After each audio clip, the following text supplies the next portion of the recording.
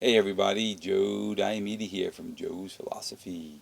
Just want to have a quick talk with you about some nice philosophizing about linear time and breaking the habit of who we are, who we're going to be, and why we're going to become that.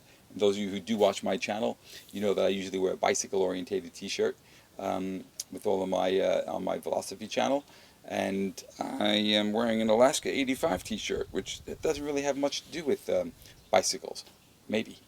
But this one does. Because when I was on that journey back in 1985 when I bought this exact t shirt, I was on my motorcycle. But I didn't know at the time I was going to meet my future self on the road.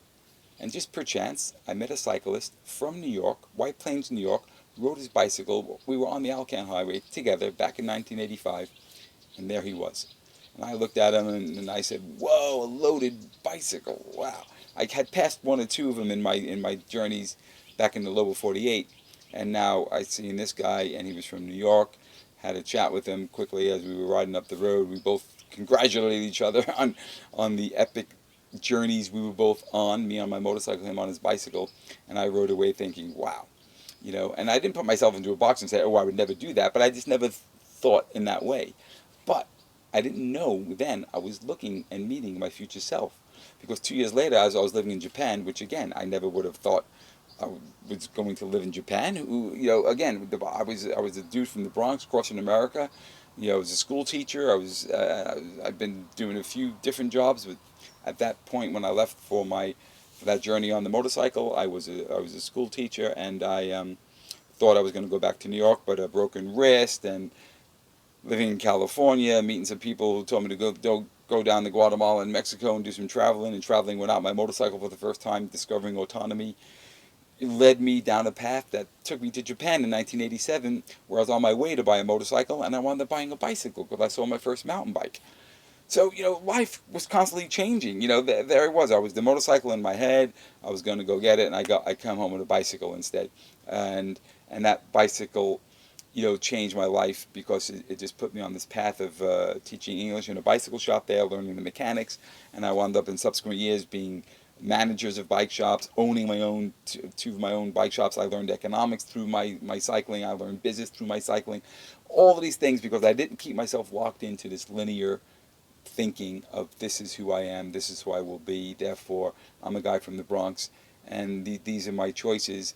My choices are unlimited. I raised my children in France with a British wife that, again, I met on a bicycle, and she didn't lock herself into, she was backpacking with her friends, and when I said, "Hey, why don't you come with me with a bicycle into Tibet?" she didn't lock herself in and say, "Well, no, I'm not going to do that." She said, "That sounds interesting," and with a little convincing from me, she got herself a bicycle and we cycled 6 weeks together into Tibet, 26 years, 2 kids ago.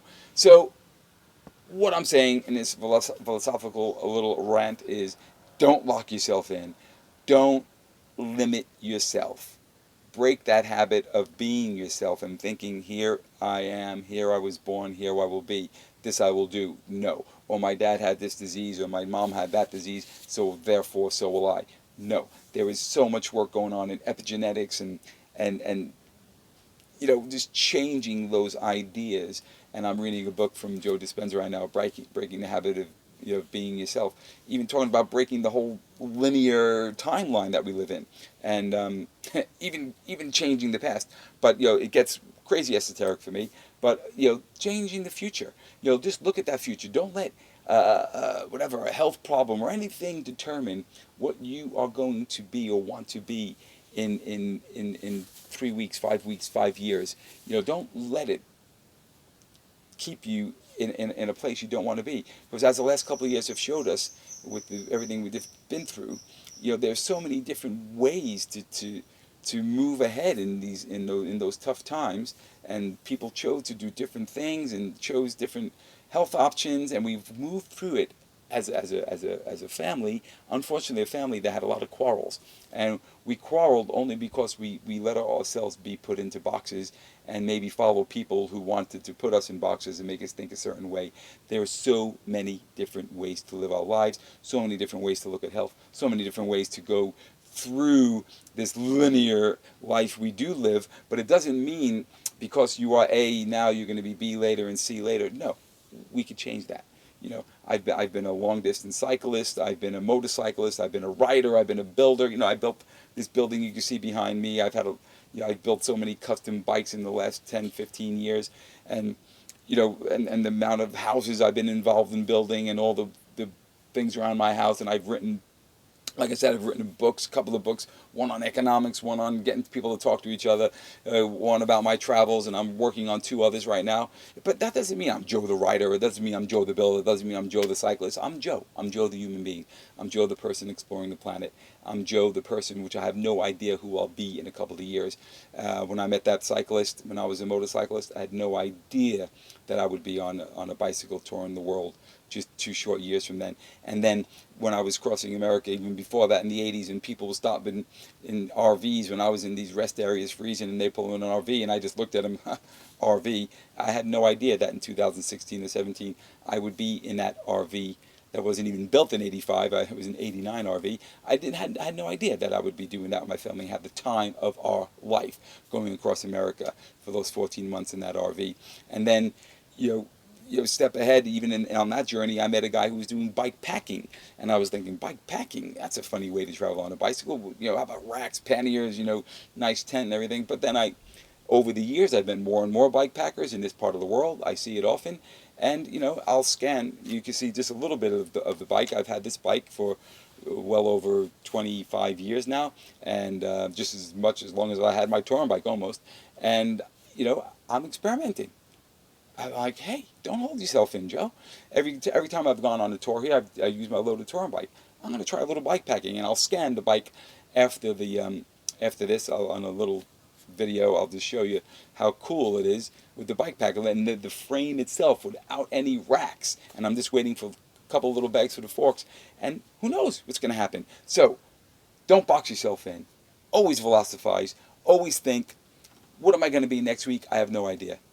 Have an idea, have a goal, but don't be stuck into these confines that make you maybe do things you don't want to do, or become the person you don't want to be, or limit yourself because you feel you have a limitation. You could lose weight, you can get fitter, you could do other things. If you have other disability that's holding you back, maybe there's a way beyond it. The guy who fixed my motorcycle when I had my accident in Oregon in 1985, actually on this trip, he had a stroke. He had one lame arm, and he was a motorcycle mechanic, and he helped change my life because he helped me continue on my travels, which helped me live in California, get to California, meet those people who put me on buses in Mexico and Guatemala because of conversations. And those are all the things that we should always continue and strive for. Let a conversation change your life. Let this video change your life. Let a book change your life. Let anything that comes into your life that gives you joy, that speaks to your heart, let it change your life. Let it change your direction, because we have to be fluid. Just like nature, it grows and it goes, and rivers flow and they move and they go around rocks, and after years and years and years they go through them, they tunnel through them. But we have to be fluid. Go around, see what our future is going to bring us. Who is that future Joe? I don't know. Who is that future whoever you are out there? You don't really know. You think you know. But that's why I'm doing this little philosophy to say, hey, be a bike packer, be a traveler, be a hiker, be a rider, be a builder. Whatever you want to do, you could do it. I've built houses, I've written books, I've traveled the world, and I'm just a guy from the Bronx who wasn't supposed to do all that stuff. And my language skills aren't that great. I raised my kids in France, and I struggled, but I did it, and it's like, and you can do it. You can do it, everybody. So, Joe Diamede coming at you, Joe's Philosophy, just saying, be all that you could be what you want to be, take your future, and just look at it in an open scope of, I have no idea what's coming. Keeps excitement in life, keeps you young, keeps you alive. Until next time, Joe Diamede, Joe's Velosophy, saying, keep well, keep strong, keep informed, and just look at life in that open view. Until next time, peace. The bike is the mule. I mean, it always is, even with racks, but this is the bike frame now. Very clever. Very clever. Look at that. Big old bag in the back. I'm waiting on 2 bags that go for the forks up there. And you got a handlebar bag and the bag underneath, and that's it. It's a little bit different than full-on touring. You got to be very clever what you take, but it'll be interesting to do a trip. Who knows? The bike packer awaits.